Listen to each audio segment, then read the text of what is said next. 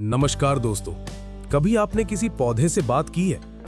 नहीं तो सुनिए, ये कहानी एक ऐसे पौधे की है जो सिर्फ औषधि नहीं, एक आत्मा है जिसे छूने के लिए अनुमति चाहिए, और जिसने उसे बिना पूछे छुआ वो फिर कभी चैन की नींद नहीं सो पाया। ये कहानी है सर्पगंधा की, एक ऐसी यात्रा जहां विज्ञान हार जाता है और आत्मा बोल उठती है।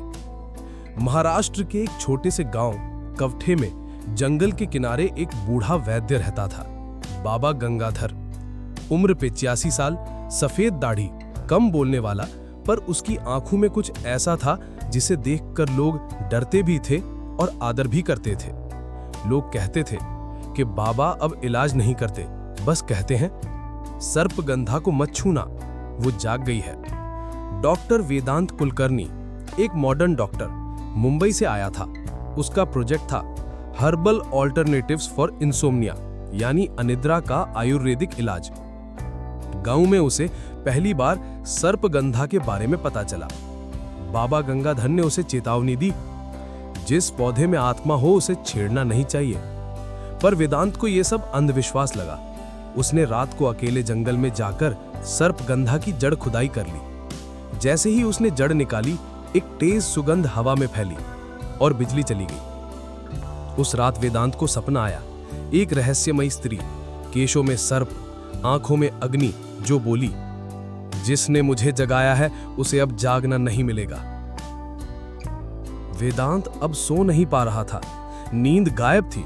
डिप्रेशन, थकावट, बेचैनी, उसने सारी दवाइयां ले लीं, पर कुछ असर नहीं हुआ। आखिरकार वह फिर से बाबा गंगाधर के पास गया। बाबा बोले, सर्पगंधा केवल औषध नहीं, वो चेतना है, जिसे सम्मान से पूछा जाए, ले जाने से नहीं जागती, छूने से जागती है। बाबा ने वेदांत को एक अनुष्ठान करने को कहा। हवन, मंत्र, दीप, ब्राह्मी, कपूर और तुलसी का प्रयोग। उसने सर्पगंधा की जड़ वापस मिट्टी में रोपी, लेकिन नींद अब भी नहीं आई।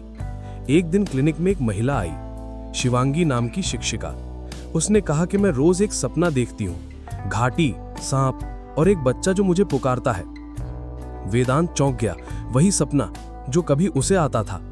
शिवांगी की आंखों से खून निकलने लगा और दीवार पर लिखा था, मैं वही हूं जहां तुमने मुझे छोड़ा था। गांव की एक वृद्धा ने बताया, तुमने सर्पगंधा को वापस मिट्टी तो दी, लेकिन उसकी छाया अब भी मुक्त नहीं हुई है। हर 100 साल में उसकी चेतना किसी को खोजती है जो उसकी अधूरी विद्या को पूरा करे। वेदांत और शिवांगी ने मिलकर एक यज्ञ रात्रि को आयोजित किया। सर्पगंधा की जड़ों के साथ ब्राह्मी, शंख पुष्पी, तुलसी, घी व कपूर मिलाकर तेज हवा चली, आग की लपटें उठीं और तभी शिवांगी शांत हो गई। उसने नींद में मुस्कुराकर कहा, वो अब चली गई है।